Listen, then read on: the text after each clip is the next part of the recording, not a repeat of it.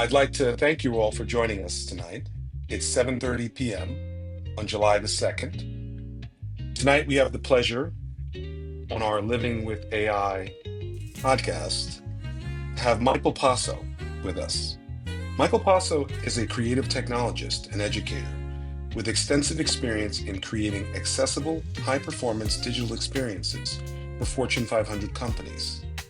Specializing in UI development, virtual reality, and 3D design, he teaches courses on web development and AI-driven creativity, focusing on the intersection of technology and design to drive innovation. Tonight, we have the pleasure to discuss living with AI in creativity. So I'd like to give a warm Suni Pali welcome to Michael Posso. Michael?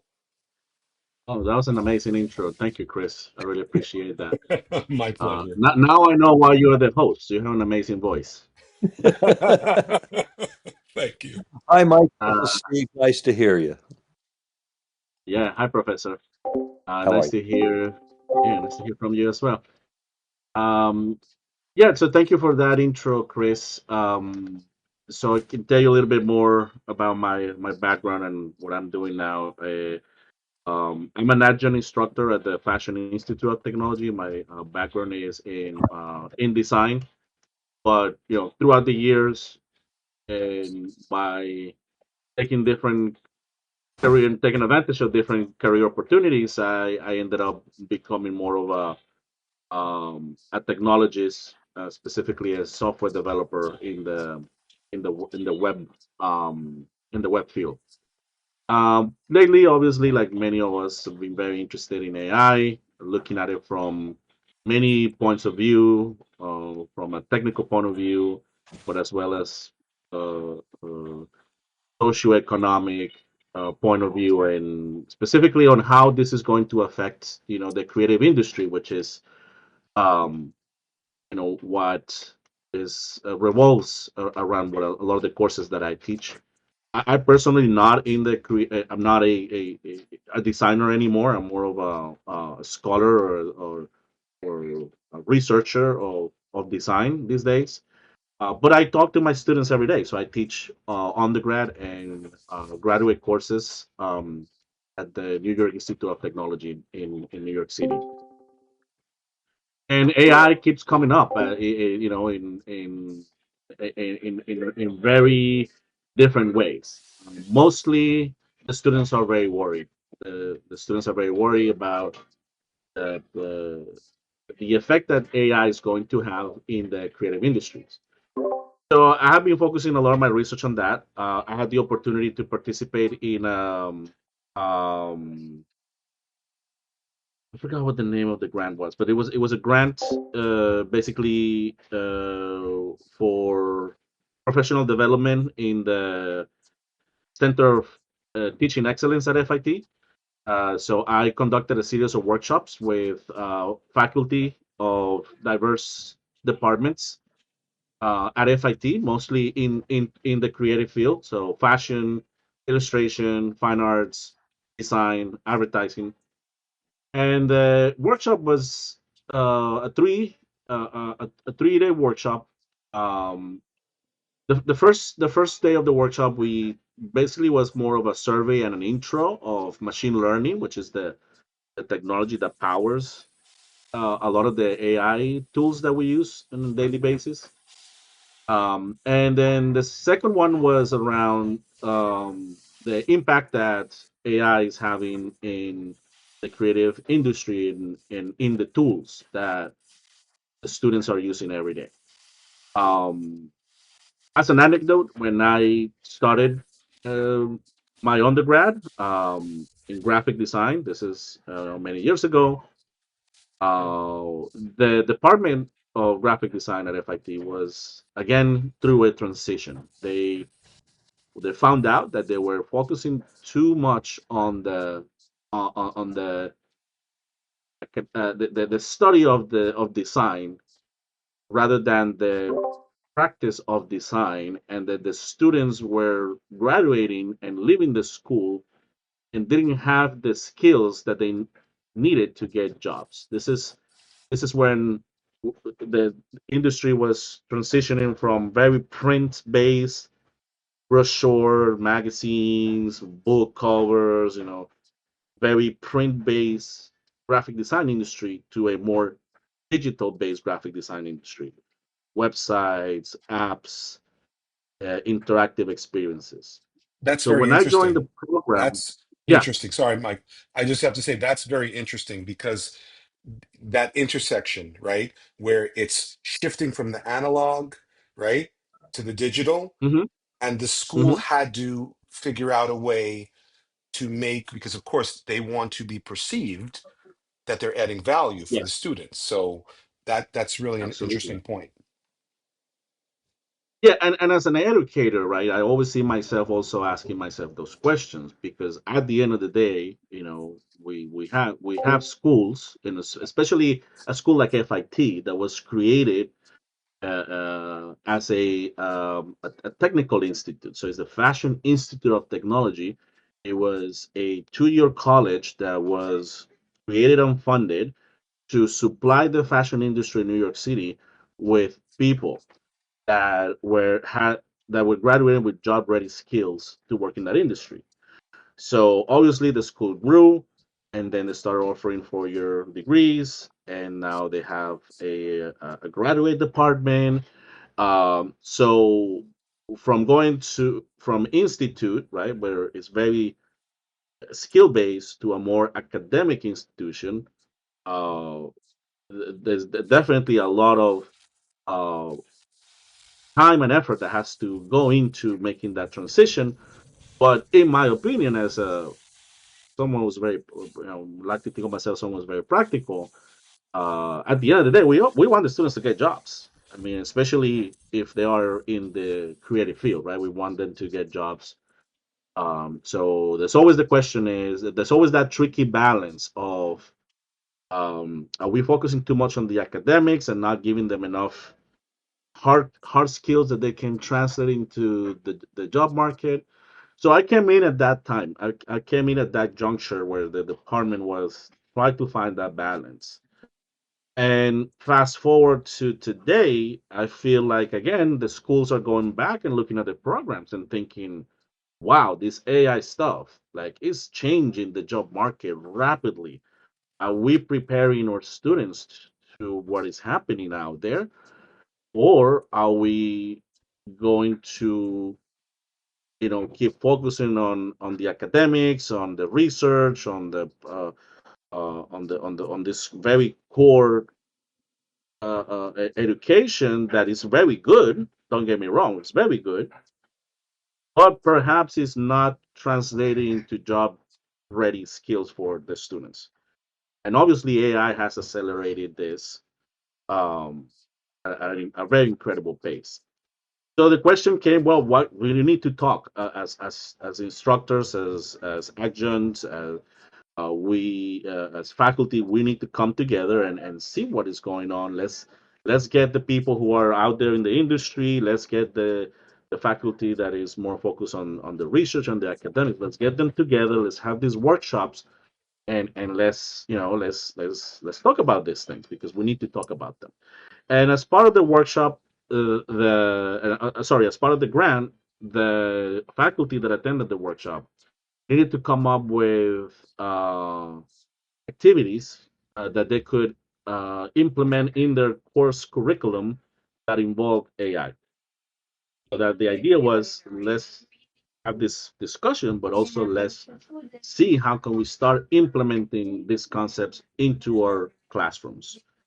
Um, so I would like to conduct a survey. I mean, obviously, the audience for that workshop is very different than this one, um, but I'm still very interested to see, what general idea people have of the impact that generative AI is having in the creative industry. And when we talk about generative AI, most people obviously think of, large language models like ChatGPT that can generate a lot of text. But we know that there are all kinds of generative AI tools, image generation, video generation. Now we have 3D, right? We have these generative AI 3D tools in which a lot of people are saying like, well, 3D modeling the industry of 3D modeling is done because now people can just go and prompt a large language model and it can build them a fully functional 3D model that they can then import and animate into and then use that in a video game, use that in a movie, use that in a virtual reality experience. So I'm not So, sure. I'm Mike, going to share my screen what was here. your answer, Mike? What was my What answer was to what? what was your answer in the workshop? What activities did you come up with for using AI in your classroom? Can you tell us one? Oh yeah, yeah, absolutely. So I teach a variety of courses. Um, when it comes to creativity, what I like to do with the students is basically I give them a concept and I divide them in groups. Um, one group will get the option to create this concept using the digital tools that they have access, like Photoshop, Illustrator, After Effects, and other groups will only be able to use AI. But the groups don't necessarily know who's using real, tools like design tools and who's using the AI. So at the end, we all show the work, but we don't say what was generated with AI and what was generated with regular tools. And then we come together and then we discuss the premise, right? And we try to figure it out. The level of creativity and the level of execution, and we give it a critique. And then at the end of the workshop, we unveil or we basically reveal who used AI and who didn't. It's interesting. Yeah. So that's That, one. that focuses a lot on the nature of the AI in a sense, and sort of Yes, a little bit of the almost somewhat of detection. It's a harsh, not harsh, but it's a very fine level critique of the distinction between humans and the HI and the AI. But doesn't, exactly. And yeah, go ahead. sorry, doesn't Photoshop have AI features? So back then when I did this, the school didn't have access to that yet. But it is part of Photoshop now. It's part of Photoshop 2024, the generative AI features. Yeah. Yeah, there's And quite and a the bit of. school gives them 2,000, I think 2,000 or 3,000 credits a month. Oh, wow. Okay. Oh, wow. Yeah. It's not as much as you think. Once you start iterating, you spend them pretty fast. Hmm, okay. Okay. But that means that the school Um, is in some level promoting, right? Because if the school is actually setting it up for them to leverage some element of generative credits, that's good. That's that you're going to be able to I, develop some tacit knowledge. Yeah, I'm not sure if that was the plan of the school, but I know Adobe has very good salespeople. So Hmm.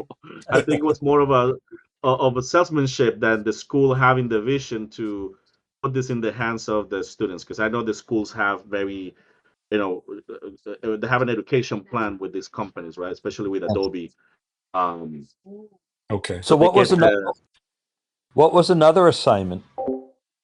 Another assignment that we did, let me pull it up. I already forgot. We start experimenting with video, and that was still very much as its infancy.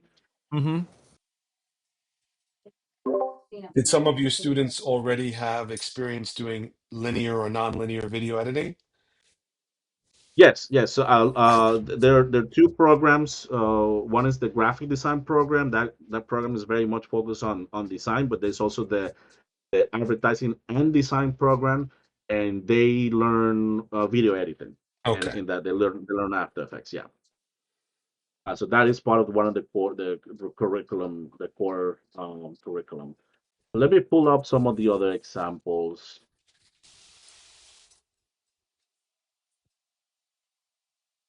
Because I can say from experience that the when you think about video editing, that AI has really brought a really interesting element, right? It gives you like another potential tool in your toolkit or in your tool belt. And it's interesting. You're really you have this limitless possibility. Of course, a lot of the generative AI tools you have to pay, right? There's a paywall usually, but you can actually generate some interesting things and expand on your creativity. Yeah. Yeah, definitely a lot of development on that area that also I would like to discuss today. But most importantly, is Adobe being the leader on this field of basically they just have a monopoly on the whole um, design digital design tools, right? When I started, there were many companies, right? I don't know if anyone has a background in design, but there was Quark Express, which was done, which is used for layout. So if you had to design Absolutely. books, magazine, Absolutely. that's Quark Express. Corel Draw, that was for illustration. That's an European company. So Adobe still have Photoshop. That has been always like their flagship product. But there was also another company called Macromedia, which Adobe ended up acquiring, which had freehand, and so it was definitely an ecosystem of tools. Fast forward, 10, 15 years, and now Adobe basically has a monopoly on Yeah. in that area. Well, and their And use, their integration of AI is kind of following the Microsoft approach, right? So they want to keep all their customer base and put AI in the in the space that products, people are already used to using. So they Single want to pane of bring AI to glass. the product. A single pane of yes, glass. yes, Yeah, right. Keep them yeah, in exactly. embedded. Yep. Yes, that's definitely been the strategy. They have not been able to deliver the level of quality on their AI tools that people expect or will see from companies like OpenAI or Mm. Midjourney or Right, Runway. right. And their stock has taken a big hit because on one of their earnings, I think it was a couple of quarters ago, the CEOs was concerned during their earnings, and he disclosed that one of the biggest risks was increasing competition in the AI field. So they definitely falling behind. When they announced their AI products, they did it during a Google I/O conference. So they what it seemed to be a partnership with Google, and their back then they used to be called the Google AI product was I think was called BERT or Bard. I mean they Bard, yes, Bard, Bard. Mike, you've taken us down the rabbit hole of the AI intertwines of business and off of the Exactly. experiences of the users. But what did your creative students think of AI? I'll just leave it there. Tell It's us very about what interesting. creatives think, right? Because It, they're it like, yeah, it depends. The graphic design students hate it, absolutely hate it. They think it's a menace. They think it's not design. They think it's dishonest. Right? These are hardcore design, students. The advertising and design students, on the other hand, can you go absolutely see back the potential. before you get to the advertising design students who will love it because they don't have to hire the graphic designers anymore? Why do the graphic design? Why do they think it's dishonest? What do they think is dishonest? Was that like a So word there, that they used or I was in the graphic design major, so yeah, I understand that group, that demographic that goes after this type of degree. Very thoughtful, very socially aware. Um, these are students who are often working on projects that involve very hard social issues. And when they feel that they're being limited by the bias and um, all of the different safeguards that these models have, they immediately see that as a huge problem. For example, right, one of the things that I do with them is a social issue poster. And, obviously there's all kinds of social issues, a lot of things happening around the world, war, conflict. Um, and we know that these models are not very good at that. They're censored. I mean, well, some people call it censorship, some people might call it safety. But we know you can't go to OpenAI and start prompting it, very sensitive issues around war, race, discrimination, uh, genocide, right? You can't, these models are very much safeguarded around those topics. So as soon as the students see that their models try to limit their their story or whatever concept that they have in their heads, they immediately reject it. And this is Wow. something Okay. that they, yeah, Yeah. That was. I'm glad I asked because I would never have predicted that sort of perspective from a type. But the advertising and marketing students, different breed. they love it. Yeah, these are very business oriented folks, very brand oriented. They understand, you know, what how, what makes the world tick in terms of brands and trends, and so they absolutely see the potential. They love it.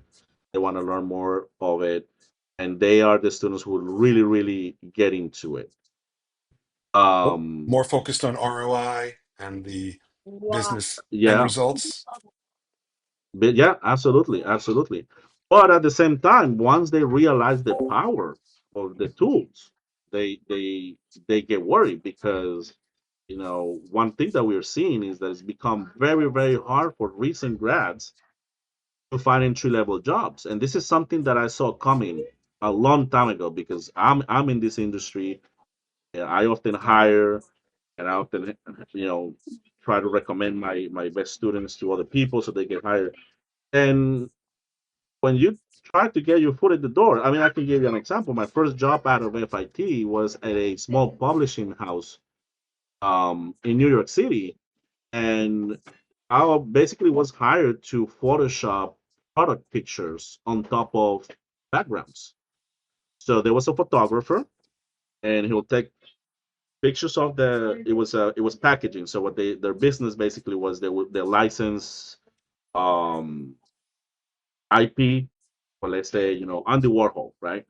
They license that IP, and then they put that on packaging. So thank you cards, notebooks, um, um, Those entry level folders.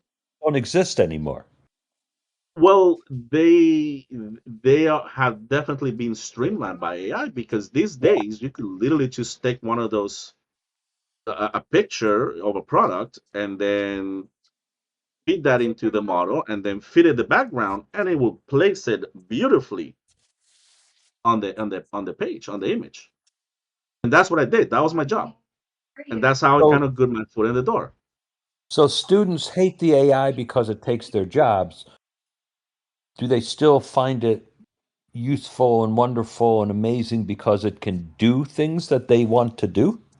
Yeah, absolutely. And they understand very much what we hear all the time is that AI is not going to take their job. Someone that knows how to use AI is going to take their job. So they understand that they need to have these skills in order to compete, and they understand that the game has changed. Basically, Okay. the name of the game has changed, and they're very aware of it. I mean, creative industry is competitive as it is. Yeah. Um, one of the reasons why I more or less went into technology is because when I was a student, I used to also take classes at night, and I was taking classes with the older um, students who were in the program part time. So these were people who were probably had a job during the day and went to school at night. And I was to hear from them that how hard it was for them to work in the creative industry because they will get hired for 6 8 months, then they will get laid off, and then they will just do freelance. And it was just a struggle, a constant grind. And I was always curious about technology and coding, so that was something that I kind of always liked to do. And when I realized that I could have a more better, better financial prospects, better job stability by focusing on technology than on design, I had to make a hard decision and go into that. So if it was competitive back then, 15, 18 years ago, I can't imagine how it is now, especially in the agency business, which is a dollar to dollar business. But the Whereas, coders are the first to go.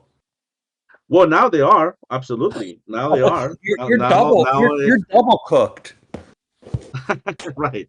Yeah, I should learn how to repair air Plumbing. conditioning or something, right? There you go. Plumbing. Because of the actual climate change. How to Yeah. repair ACs. That's funny, Michael. But Oh, do you well, feel? yeah. Yeah. How have you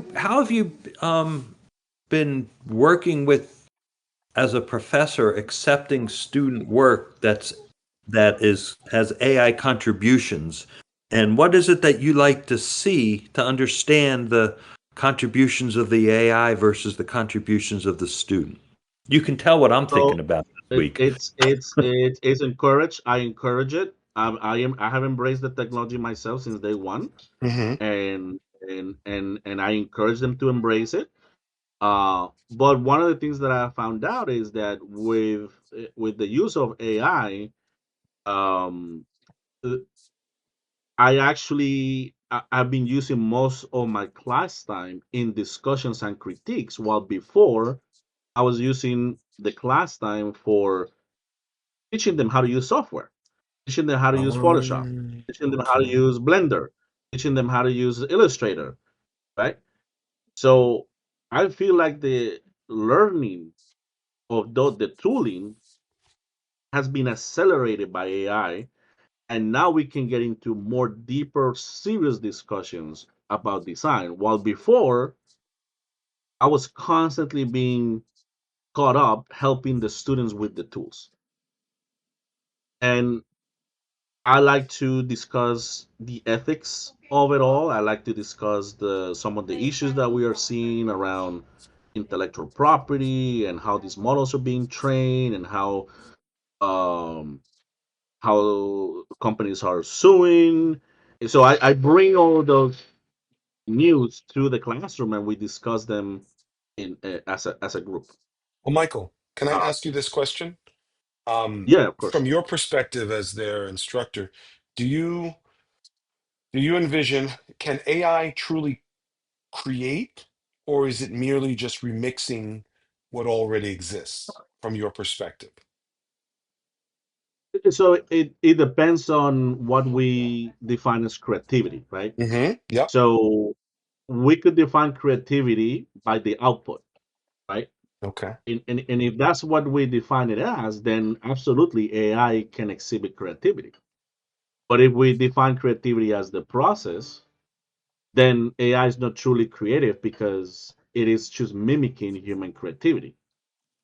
And the example that I give people is one of the things that I always bring up is that corporations are developing these models. Let's not, you know, kid ourselves. Hmm. These are corporations who are motivated by profit, who are motivated by total dominance of the market, and they are designing models that not only have that in mind, but also are protecting their profit model, right? So when we look at creativity, right, we also know that creativity comes um, from the human condition. We know that creativity can also come from very dark places. Hmm. We know that creativity, if we look at music, art, painting, right? Um, a lot of those creative expressions are about pain, are about uh, painful experiences, abuse, right? Hmm. The best example I can give you, one of the most creative artists in history, Van Gogh, Van right? Gogh. I knew you were going to go We, there, we, Michael. yeah, we know Van Gogh had mental health issues, and we know that a lot of his art came from those mental health issues that he had, right? Yeah. If we look at Picasso, right? Most Picasso famous painting is Guernica, right? that painting is full of pain, death, and suffering. Goya, right? Yeah. So if we look at what creativity is throughout history and even until today, it can come from it can come from things that AI cannot understand or can experience itself. So this is Now, interesting. Michael, do you think then that the artists or designers need to evolve into kind of like creative technologists to stay relevant? Like they're kind of evolving, uh, like, uh, huh? I'm not sure. I honestly, I I have stopped making predictions, but everything is happening so fast. Um, it definitely. I think that there's a lot of people who are making a stand, especially if we look at what is happening in Hollywood, for example, with movies and using AI in movies, right? If you talk to many art directors and they say, well, I wouldn't have been able to make this movie without AI. Like I wouldn't have been able to do this if it weren't for AI. There's that movie Everything Everywhere at the same Yes, time. I yes, forget. yes, Yeah. yes, yes, yes. So he openly, has said like, yeah, I use a ton of AI tools in my pre-production process, right? Which again, we're going to talk about employment and how that's going to affect industries because that's jobs that people used to have, right? Editing, pre-production, sound, right? So on the other hand, we are seeing a whole new field of AI-driven art, right? We have seen artists like Rafik Anadol, the Turkish artist who he had his work at the MoMA. He basically he builds these data models that then are projected into a screen and they're kind of evolving. I don't know if you're familiar with that, but there's a whole new group of artists who are using data and machine learning to create art. We are seeing that there are films, short One of films. them is on our one of them is on our faculty. So Nick Lejeune is working in that realm, and some of our students are finding space in that work in that space too. It's Very nice. but the creativity, the creative types and whether they're going to use AI or they feel threatened by it and the job loss. I was wondering, you opened your discussion with talking about the decision at FIT and do we embrace this and do we not? And what's your sense of your students' response to your embrace of it? Do they follow your lead? And what's your sense of your colleagues' sense of your embrace of it? Are they aghast? And where is Yeah, FIT? I'm asking for a yeah. friend. Again, it depends by the department. So we have the very kind of we have faculty that went to school in Princeton, Harvard, and they study with with Milton Glaser and with Paul Rand. I forget, well, they study with like the the biggest graphic design stars of the 60s, 70s, and 80s.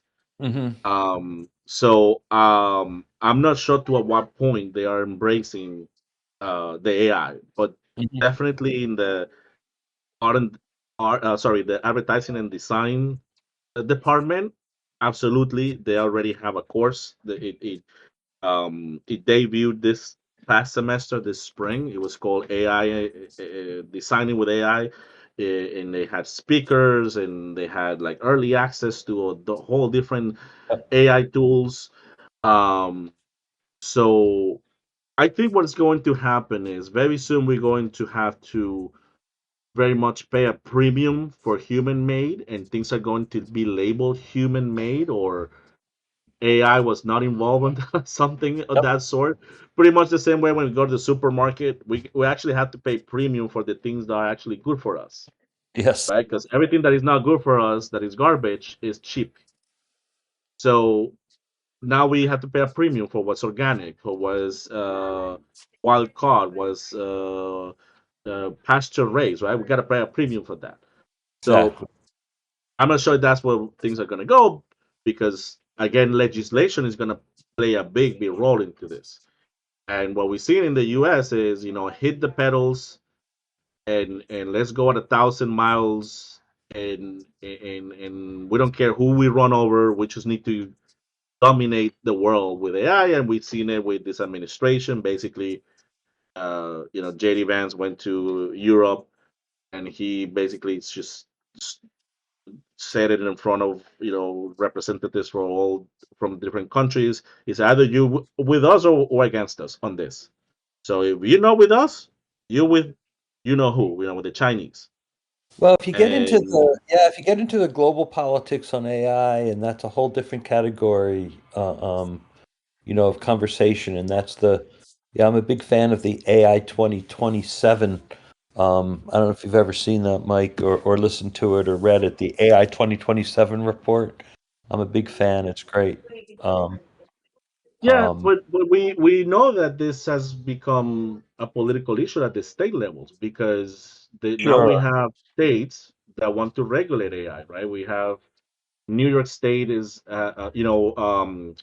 Nashville, for example, they passed a law called the Elvis Act, which basically protects musicians and Yep. their IP for being trained. But so at the state level, there's a lot of work being done at the state level. We know that with the BBB, the Big Beautiful Bill, one of the clauses in the bill was we're going to prohibit states from regulating AI for 10 years.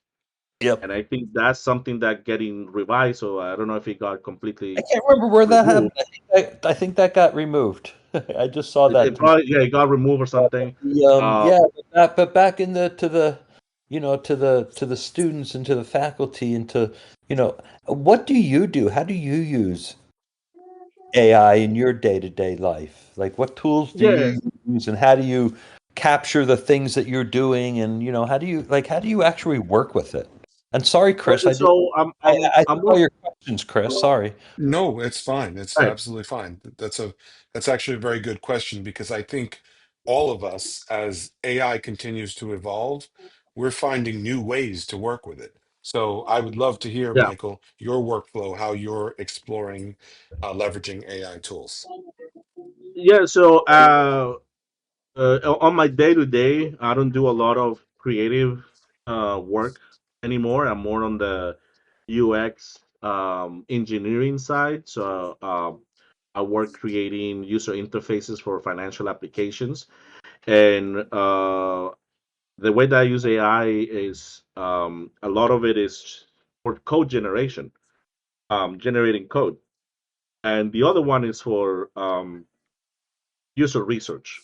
So taking data from different platforms and putting in the model, and analyzing it, and asking the model different things and building different scenarios. And I think AI is incredible for that. When we look at tools like Claude and OpenAI, also Copilot with GitHub, that's where I use most of the AI on a daily basis. When I teach, I definitely use it for content generation. So, one of the projects that we work on is creating a website for a fictitious town in New York State. So, I encourage the students to use large language models and image generators to create this fictitious town. But the caveat is that Well, that's a you great have to idea. trick me. Yeah, yeah. So Oh, what a great it's idea. interesting. You do the newspaper, the way. Oh, what a great idea.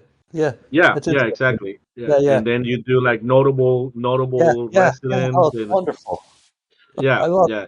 But it's interesting because when I do this so I teach a class, it's a web design class, and there is that class comes in two flavors. One is open to fine arts and design students, and then the other one is for the advertising and design students. So that focuses more like in the UX UI. So when I do this exercise, this is one of the projects that we work on. The design students, they go all out with all kinds of crazy ideas. They come up with towns that are inhabited by pandas. They come with towns that are like underground. So they're all always very, very creative. While the advertising and design students, they're more used to following a creative brief because that's what they do. That's the agency model. You go to a client, you talk to a client, you write a brief, and everyone needs to work around that brief. So they're very used to that following requirements, and they are more, they are, in my opinion, they tend to be more successful with the goals of the project. That's like two They competing see it as a paradigms. I like that though, yes, because one is absolutely, two very different, very requirements driven. different I like that. mindsets. Yeah. Yeah, Yeah. yeah. Um, But then when you're doing, so so that talks about how you use your tools. So for like, just to really back to the workflow, if and I'm kind of curious, I'm trying to master how to ask these questions. So when you're doing coding, do you're over in Claude or something, you copy paste on like you know, a small chunk of code at a time, or like a really yeah, large big block? it all depends because sometimes I'm given a task where there is already existing code. So Hmm. basically, I have to work on top of that code. And there's sometimes tasks where I'm giving a design that I have to code. Okay, So you can that's either, yeah, yeah. you can either start with something and then work on top of that, or you can start something from completely from scratch. And you're generally always, it's always like a copy paste or a download, right? You generate and then you have to move that code into an environment, or do you work in an environment where you can run the code in the same place it's generated? I don't know if I've Oh even yeah, asked that so in the right yeah, way. yeah. So in Visual Studio Code, in the code editor, now you have a Uh-huh. tool called Copilot, GitHub Copilot. So okay, so To you're get doing, so GitHub Copilot is what you're using, and it's right in the coder. It's right in the code in the IDE, yeah, in the development environment. That's right. I think I've got to start seeing this so that I can actually picture it, so that all of us. I'm serious, because I don't think that many people understand what other people do. I want to You know what I I mean? see. Yeah. I'll have to Yeah. share So it with you okay. sometime. Yeah, What sure. does it? No, the people who do it get it, but those who don't, so like, to understand how like different people use AI, that's a big word. We all do it like a little differently or a lot differently, yet we Yeah. all talk about it as though it's the same thing. Well, there are so many Mm. co-pilots Yeah. out there. That's the thing also. We're using a lot of the or reusing the same terms. So, Microsoft, they've got Copilot, they've got Copilot Chat, they have Copilot that's being leveraged across all of their business tools, right? So it's Yeah. it's evolving. The language is evolving. Yeah, I think definitely the branding of a lot of these tools is not the best. I mean, it started with ChatGPT. Like, who had thought that that was going to be one of the most recognized uh, tools? But I mean, the branding is definitely not the best. And GitHub is owned by Microsoft, so Yeah, it's always that's been right. very Yeah, strange what they yeah, started doing with Office but Copilot, and then you have this other product called Copilot for GitHub, so it's always very, very confusing. well, I guess, I mean, I'm asking because I'm struggling with, and Noah's part of this conversation earlier, um, with introducing, or having students use AI in use ChatGPT or some other model to generate conversations, but I want them to turn into me a whole understanding so I can regenerate and re-see their experience. So we're trying to use this open web UI product so that it's got knowledge bases attached. So you've got a whole, they can change the parameters, they can change their models. So then I want them to show me their workbench. And I was just wondering, like, how are Okay. we going to do that? Because then Right, you right. can really see what they did instead of, here's my response, you know? Yeah. And, yeah. And I was wondering if you, but in a production, I guess in your classes, you're constantly seeing them work. So it's not like you just look at the website, or do you? Do you just look at the website and not even care about how it's generated or how they got there? Or is it important for you to see the journey in your So web development class? this is where I have to really pick their brains, and the way I do it is with the project they have to give me a report, and I tell them I don't even care if you do it with ChatGPT, but you need to give me a report, and when you submit your project, you're gonna submit your report with it, and you're gonna explain what you did and your process. But you're not going to do any of this until you do hand-drawn sketches. We start from hand-drawn sketches, and I make them do that, and they hate it, and Oh, they hate me for interesting.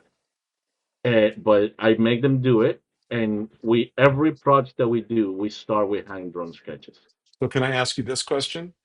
Do and when you say hand-drawn sketches, they can't use AI to create them. You want them like analog And on hand-drawn paper, onto, okay, and on that's paper, okay. and on paper. Yep. Wow. Hmm.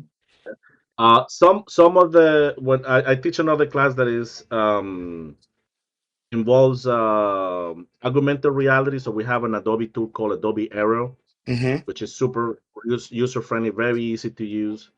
But we start with hand drawn sketches, then we start with mood boards.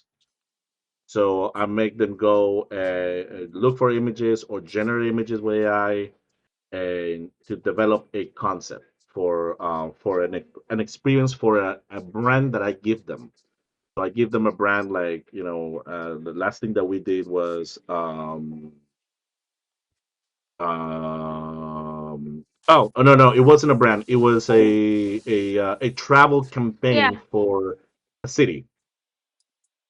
So they had to pick a city, let's say, Lisbon in Portugal, and they had to create a tourism campaign, an AR tourism campaign uh, for Right. that city. Yep.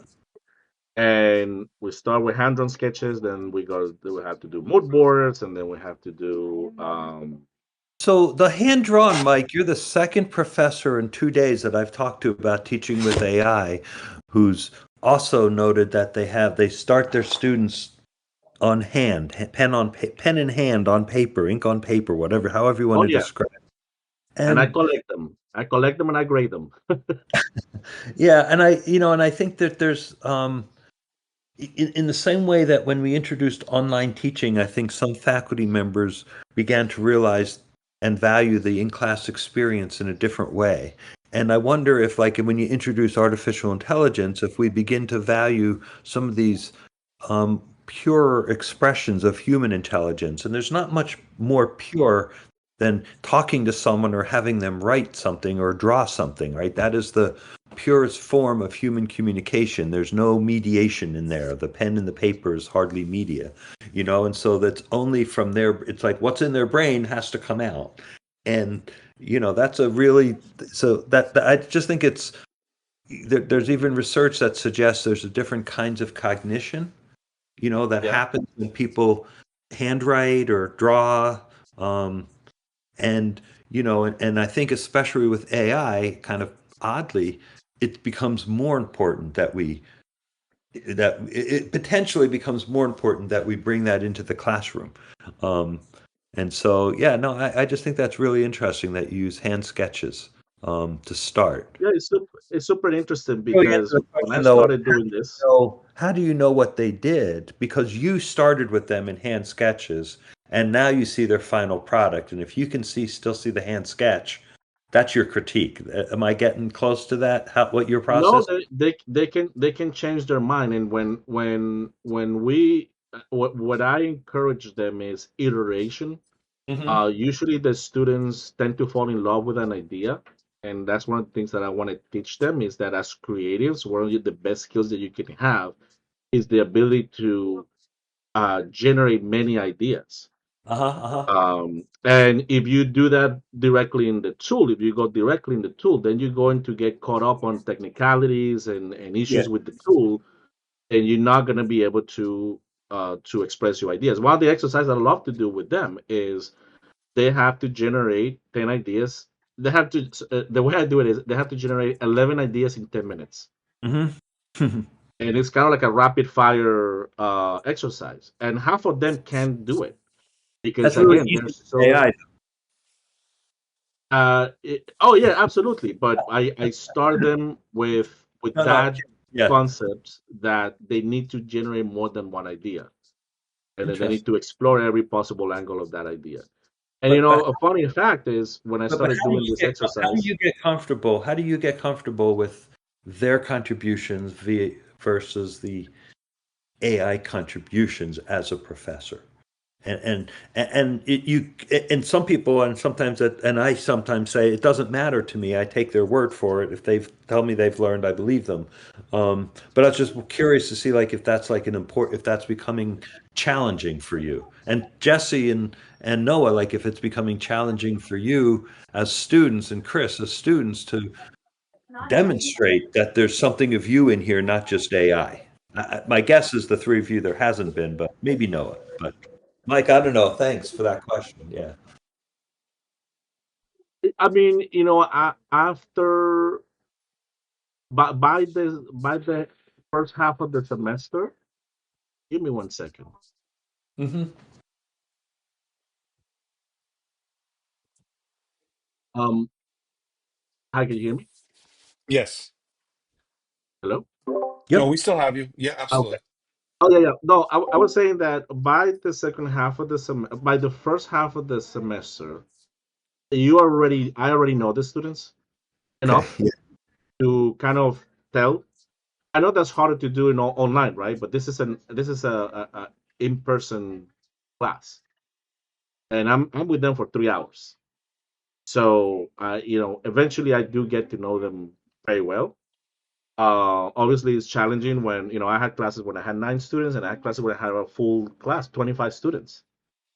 So obviously, the more students, the more challenging it is for me, the more effort that I have to put into getting to know them. But it gets to a point where you do know, and you can tell that they try or didn't try. Or Yep. Okay. Yeah. um, We but put one thing I wanted to say, for a personal assessment. yeah, exactly, yeah, is that when I started doing the sketching exercise, I found out that the students don't even have a pen and paper. They just don't have it. They all they do is they have a phone and they have a computer in their backpack.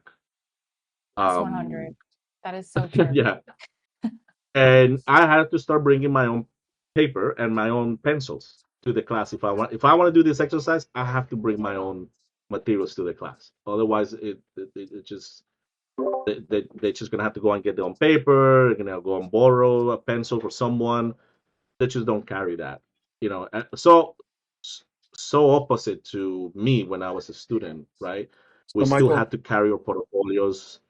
Yep. I have to tell you, Michael, I really do appreciate it, and I will tell you my perspective on this changed a bit because I know when I was taking a class with a professor at SUNY Poly, and I have a lot of respect. I've gleaned a lot of respect for her because when I was working on something, and I didn't understand at first her perspective on why he didn't really want me to use any Gen AI, even for a basic rudimentary piece.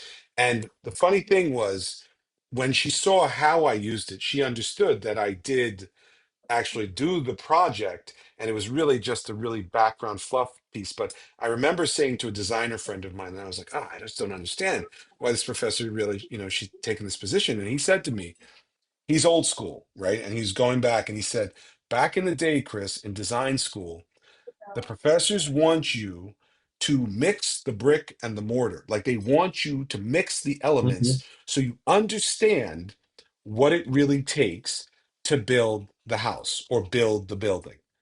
And when he gave me that analogy, Mm. I was like, okay, I get it.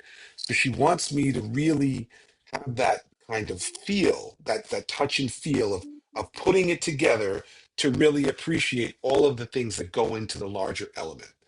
And yeah, I get it, and that's really a cool kind of balance because it's not to say that you're not going to let them explore through generative AI, but you want to give them that touch, that feel, to give them perspective, which may broaden their mind and the way that they actually even envision using AI. Yeah, Yet, and in especially in advertising and design, where we have students who want to be art directors, want to be creative directors. Those are stakeholder facing roles where they need to get up in front of a group of people and explain their idea. And this is one of the risks that we have seen from over reliance of AI tools, is that we don't want the students to lose that skill. That's something that we definitely want to foster as part of the program, is design thinking, working with creative briefs, being able to explain a concept and a creative decision in front of a group of people. So they having that present. language, So as part of the that language of yeah, design, exactly, yeah, I get it. a That language makes of sense. design, that professional language, yeah.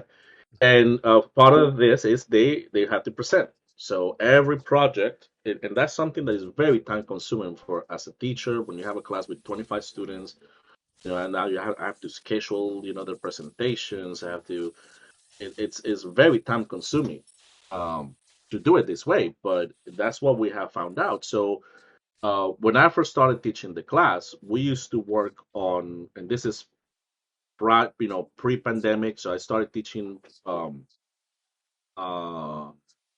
2019, and then 2020, right? The pandemic hit, and then it all went online, and then everything changed, and then we started teaching again in person, and we saw a complete different group of students, and it was very hard. And now we are seeing again the students kind of going back to what they used to be pre-pandemic. The dynamics of the classrooms feel more like pre-pandemic, but now we have AI, so it's everything is there's some X factor. And I would love to work on at least 4 projects per class, but because of this intensive involvement of me with the students, now that came down to 2 projects, because I'm focusing not on output but on process. Interesting. So definitely more labor intensive, more on me as an instructor than I think that on the student. Can I ask you, Michael, when you think about, Yeah. and I know we're coming up to the end of our evening together, but when you think about this kind of intersection of technology and design, how do you imagine the collaboration between the human designer and AI? Where do you see it going? Where do you envision it evolving to over the next decade? Because it's moving very Can you say quickly. it? Can you repeat the question? Can you repeat the question again? Yeah, no problem. What I'm saying is we're seeing this intersection between technology and design, AI and design, and the designers. How do you imagine that the collaboration between human designers and AI will evolve over the next decade? Oh, that's a tough question. I sometimes refrain myself from making this type of predictions, because it's just so wild and so fast, and how all of this is evolving. That it's even hard to think that long term. I mean, I definitely tell you what I think is going to happen in the next couple of years, Hmm. but beyond that, I have no idea. Beyond that, what I have learned from following this very very closely is that um, these things are, we can't think of decades anymore. We're thinking couple of years, Okay. 3 years, because it's moving so fast, right? I think um, there's going to be a lot of what's the right word here? I would say pain in the industry. I think that definitely there's going to be a lot of issues with, because take it this way, right? An agencies is a dollar to dollar model, right? So for an agency to be profitable, they have to keep 20 cents of every dollar that they charge the client. So the way that these tools are being pitched and are being sold is, oh, this is going to save you a ton of work. It's going to, you're going to need less people. So that's more profit for you. But the clients are also very aware of this. So you're going to have these agencies, you think of the enterprise level agencies, JWT, the big names out there, RGA. These are agencies that, these are the accounts, multi-million dollar accounts, right? Hmm. And the client's going to say Those, like, oh, but wait, how much are you using AI on this project? those guys, And then those guys are going to go belly up because they can't shed their employees fast enough, and right. the major players will go belly up, and the more agile players, the smaller agencies will survive. The big, Yep. they're just like, remember the old accounting firms at one point when they just like blew up, and the law firms are going to blow up because their whole model is built on this like very expensive labor charge that and they'll be able to hire or get the AI to do it, but you're right, the clients won't pay for it. Yeah, exactly. Yeah. They're just And like, the other thing that can happen is we can see a total rejection of all of this AI in the industry. For example, Coca-Cola did a whole Christmas commercial with AI, That's and it right. was completely ridiculed. Yeah, it was completely ridiculed and criticized online. Just recently, the city of New York, the MTA had this campaign for that looked like a comic book. It was like a whole bunch of vignettes, and it was about software surfing. Telling kids that software surfing is dangerous and it's not cool, and it was all done with AI, and it got completely dragged through the mud online. Um, you know, comic book artists in the city With criticized. fans in the stands, a first for the sport. Oh, was that? sorry, I was just gonna. No, no worries. I have to run, but I was gonna share this link. If I can never find the chat in the. We're in AIX Live. Yeah, I know where we are. I can never find the chat. Oh, there it is. It's always hidden. But I disagree, Mike. I think people will watch almost anything. And there's like people in the stands watching robots play soccer. Yes. Yeah, well, we're definitely going to see more of these And Hollywood yeah, AI generated content for yeah, sure. I totally Um, agree with you that I can't predict the future and we're on for a wild ride. But like when you get into like the stuff that's like 3, 5 years out, the edge stuff, like there's robotics, embodied robots are just embodied AI, but that's where we're headed. We're like, I think we're like in such the infancy. We're gonna look back at this day and age, and this is like this is dial-up internet phase of AI. That's what I mhm. think. Well, Michael, Yep, I, yep. I will have to say it's been a pleasure, and I immensely appreciate your time tonight to talk to us about your experiences living with AI and creativity. Yeah. And thank you again for joining us tonight. Thank you, Professor Steve. Thank you, Noah. Thank you, Jesse. This has been a profoundly engaging discussion on AI, and I look forward to seeing where it does evolve. And I think you are correct. It isn't going to be measured in decades. It's probably going to be measured in, well, not days, but certainly months, years, and such. So, thank you Yeah. for your time tonight. Um, It's been a pleasure. yeah, Chris, and if you allow me a couple more minutes, I just want to share my screen. Sure.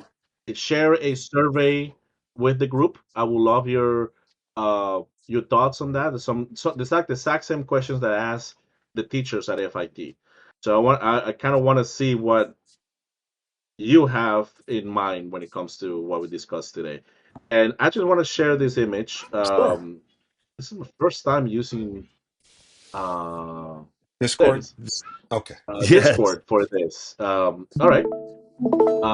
Does anyone recognize this image? Oh, it's coming Can anyone up. see it? Yes.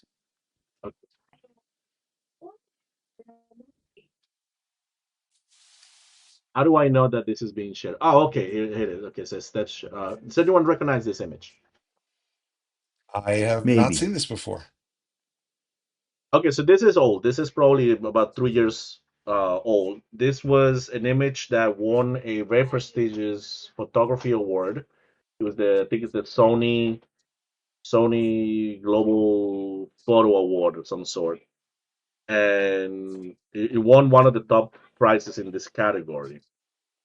There's a lot of hands Um, there, Michael. a lot of hands, right? What do we think? Is this AI or is this a real photograph? Mm. Uh, I'm going with, it's funny. The obvious answer to me is AI. But I could be wrong, Right, but that's what I'm we're going with talking AI. about. Right. Uh, I mean, one of the things about these AI image generators is they're not very good at hands, right? That's probably one of Hmm. the first things that you look at to figure out whether or not something is AI. And this particular photo has the hands uh, very well Terrible. defined. There's really not a lot of issues here. But yeah, it was generated with AI. And the person that submitted this picture to the contest kind of did this to prove a point that a lot of fields in art and design are not ready for this because they awarded him with the award. He later gave back the award and disclosed that this was generated with AI and that they should have not won the award. That all of these very prestigious judges that um, uh, gave him the award were wrong and inexperienced and weren't ready for what is coming. So um, it was by a photographer called Boris, and he more or less came. There's actually a field called promptography. So they are actually he's a very seasoned professional photographer, but he did this with AI. He's also a very proficient AI user. And now we have these photographers. These are people who have been in the photography industry for decades, and now they've discovered this new technology, and they're taking the expertise and creating these amazing images with AI. So So, I would I would take like the almost the opposite, draw the opposite conclusion that this is not a problem, that or that the problem is not with the judges. The judges use the same criteria. Why, I mean, I don't right. know the criteria that they judged with, so why would they be responsible for like determining whether it's real or Memorex or so I think it's like it's something to celebrate that you can make AI look like so much like photography. That's pretty cool. And don't forget, like Yeah. photography didn't exist once too, right? So that's really Hmm. amazing. Yeah, very Yeah. true. And the official response from the contest organizers was that they kind of wanted to save face, and they said exactly that. They said we knew it was AI, but we are judging the image based on Oh, this criteria. So yay! but still, it did generate a lot of controversy Yeah, and a lot of pushback from the industry because once you think of this type of photo, like Annie Leibovitz, for example, is anyone familiar with her work? yeah, yeah. Yes. So she does this amazing stage Large kind form. of Yeah, right. It she employs dozens of people to create these sets, right? sure. And now you don't need that. You can just use AI. Yeah, I think it's just I love promptography. Oh, that's going to be one of my assignments. Mike, you give me so many good ideas for my class. Oh, because I'm teaching. Promptography. Oh my God, that's so because getting out of the so the- we're doing this thing with this thing we call it's called the workbench, but we're trying to give students the an open web UI so you can run models locally. So you can run, Yeah. open source, Olama and all that stuff. You can run API-based models, but you can save everything and then share your conversations back and drag in files for just like Notebook LM to have a knowledge base and all sorts of stuff like that. So we're trying to give students a place to do their AI work so they feel like they Amazing. do work, Yeah. kind of like a place to Yeah. keep their stuff, like their lab journal. And so that's become newly important to me to begin to create this place for AI. And Yeah. so that will be interesting. But your assignment fit perfectly for that because they just do that work in their notebook and then share it. Yeah. Yeah. And now we have AI filmmakers. There's a company called Runway, which is a AI We have video, AI and they have a film filmmakers in the festival. student. We have AI filmmakers on this call, I believe. Yeah. Just dabbling, but yes, absolutely. I think that Absolutely. there's a lot of amazing things that you can do using AI, and it's definitely, I see the benefits. But I will say this to you, and I will end on this. I have had students or peers of mine when I started with SUNY Poly that they would swear AI is the devil, and they were not. They Yeah. had a lot of trepidation and a lot of anxiety around it, and I do think that conversations like we're having, classes on understanding it, even like with the workbench, all of these things I think are the right tools to help people better understand it, when to use it, and when not to use it. So, uh, Well, Chris, thank you. And I have a challenge for you because you said it. I would hope that you should find a guest who truly believes that AI, if not the devil, but is certainly like a religious entity. And let's talk about the religious, spiritual dimensions of AI okay, because they're out there. they Some are out people who there. think, and so I think that is cool because it's not the consciousness stuff, but just the spiritual. I don't know. I'm not making fun at all, but that would be. I'm interested in all the different ways that people are living with AI. So if they think the AI is the devil, I'd like to hear from them.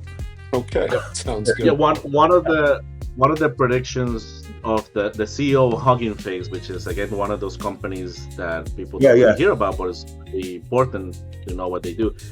He predicted that for 2025 we will see the first public protest / demonstration against AI. Yes. Yep.